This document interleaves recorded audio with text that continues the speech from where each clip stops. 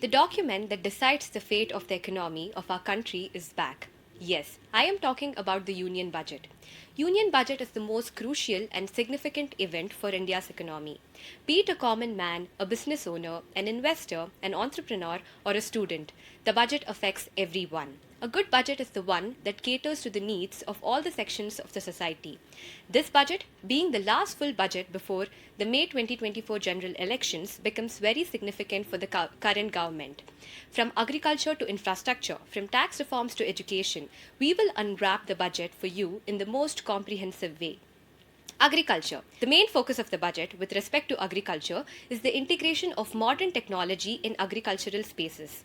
The budget proposes to do this by setting up an agricultural accelerator fund with the aim of encouraging agri startups. The agriculture credit target has also been increased to 20 lakh crore rupees.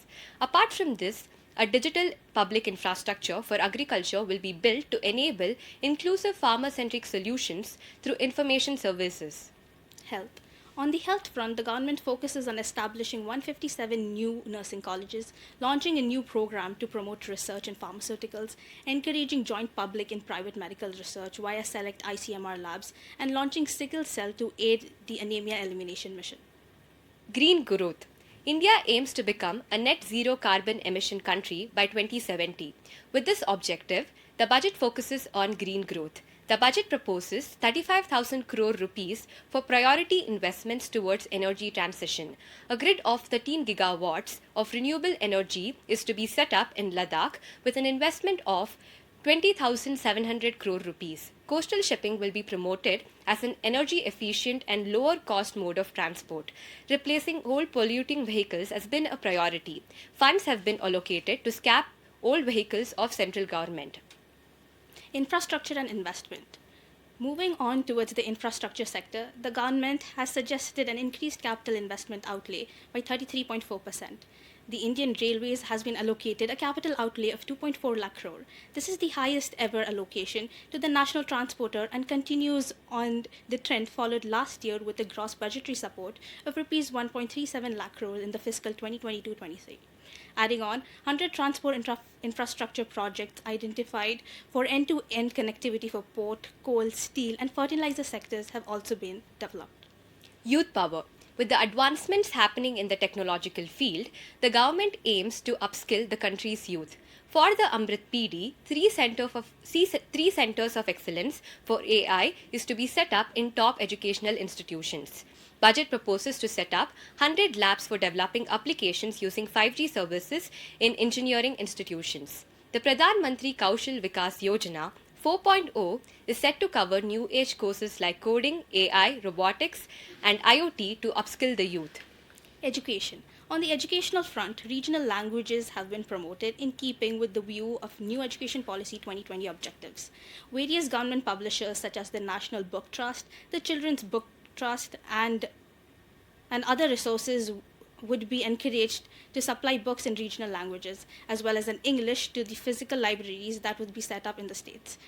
This move is being made to tackle the massive learning loss that took place due to the COVID-19 pandemic and lockdown. Further, to boost education, the tribal students, the government will recruit 38,800 teachers within the next 3 years to the 748 modern residential schools serving 3.5 lakh tribal students. Taking into consideration the rapidly changing technology in all fields, the government is planning to start a multidisciplinary course for medical devices so that skilled personnel may be developed to operate, research on, and manufacture the highly advanced medical technology of the future. Adding on to this, the government launched an integrated online training platform for continuous learning opportunities and upskilling of government employees.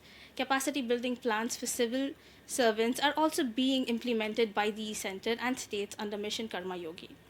The Finance Minister has proposed the launch of a unified Skill India digital platform that will facilitate formal skilling as per demands, provide access to entrepreneurship schemes, and also link job seekers with employees, including MSMEs. Further, in order to promote the indigenous production of lab-grown diamonds, which is a technology, innovation, and energy-driven sector with high job prospects, research grant to an IIT shall be provided. Finally, to enhance investor protection and development, SEBI will be given the right to develop, regulate, maintain, and enforce education norms and standards, as well as provide degrees, diplomas, and certificates in the National Institute of Securities Market.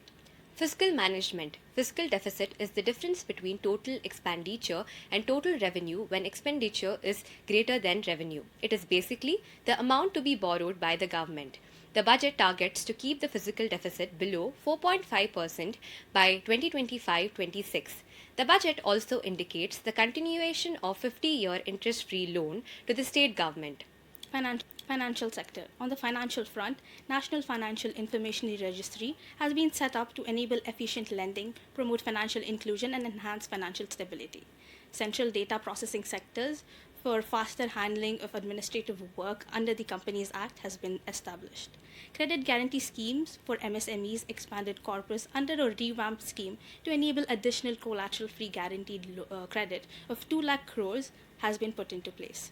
Mahila Samman Bachat Patra, which is one-time new small savings schemes for a 2-year period with a deposit facility of up to 2 lakh for women, has also been launched. And adding to the benefits of senior citizens, enhanced maximum deposit limit for senior citizen savings schemes from 15 lakhs to 30 lakhs has also been exercised. Industry budget. The budget has proposed to rise the income range for MSME from 2 crore to 3 crore and for professionals from 50 lakhs to 75 lakhs to avail presumptive taxation scheme. To improve the ease of doing business, 39,000 plus compliances have been reduced and 3,400 plus legal provisions have been decriminalized. Tax holiday and capital tax exemption has been extended by 1 more year, providing the much needed relief for the startups. Permanent account number (PAN) has been made as the single business identification for all digital systems to ease the compliance burden of business. Tax. The indirect taxes have been simplified to deliver higher exports, higher domestic manufacturing, more value addition in the economy, and green energy mobility. Talking about the direct tax, which underwent a major change by increasing the exemption limit to Rs 7 lakh from Rs 5 lakh for the new tax regime users and reducing the number of tax slabs from 6 to 5 as shown in this image. Remember the new tax regime that was introduced a couple of years ago? Well, the government gave us all the option of picking between the two tax regimes, the old one and the new one. In the old one, you could claim tax exemptions and deductions. You could get a standard deduction of 50,000 just like that. You could deduct a part of your house rent under house rent allowance and then pay tax on what's left of your income. You could deduct 1.5 lakhs under ATC for specific mutual fund investments and 25,000 under ATD for medical insurance, etc. In the new tax regime, you don't get any exemptions. You pay tax on whatever income you make. The government's making the new tax regime more attractive by raising the threshold for paying tax individuals. Also, here's the kicker. If you earn less than 7 lakhs, you will not fall under any slab and will be completely exempt from paying income tax. But if you earn more than 7 lakhs, say 7.1 lakhs, then you will have to pay 5% on your income between 3 lakhs to 6 lakh and 10% between 6 lakh and 7.1 lakh. But if you stick to the old regime and claim your exemptions and deductions, nothing changes for you. The one thing that's clear is that this will definitely be a big boost to people who earn less than 7 lakhs. Their income is completely tax-free, and they don't need to worry about making investments and buying policies just to save tax. Here is the computation of the income tax under the old regime and the new regime when your total income amounts to Rs 7 lakhs. Under the old regime, the first 2,50,000 attract a zero tax rate. The rest 2,50,000 attract a tax rate of 5%, amounting to 12,500, and the next 2 lakh attract a tax rate of 20%, amounting to 40,000. Therefore, your total tax liability adds up to 0 plus 12,500 plus 40,000, which equals 52,500. Under the new regime, the first 3 lakh attract zero tax rate, the rest 3 lakh attract a tax rate of 5%, amounting to 15,000, and the next 1 lakh attract a tax rate of 10%, amounting to 10,000. Therefore, adding up 0 plus 15,000 plus 10,000, which equals 25,000. But due to the amended provisions of Section 87A, you will be getting a rebate of 25,000, and therefore your tax net liability will amount to 0. So that was about the changes brought towards primarily favoring the middle class.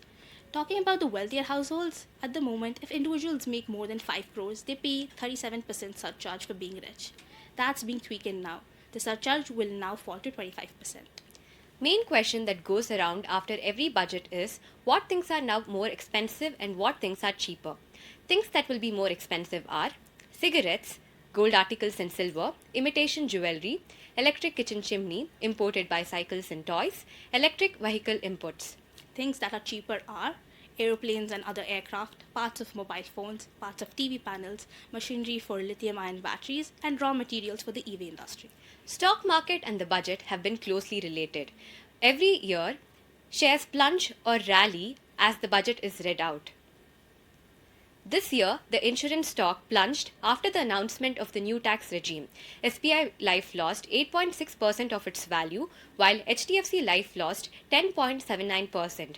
The drag was because the new tax regime excludes tax exemptions on insurance policies whose premium is more than 5 lakh.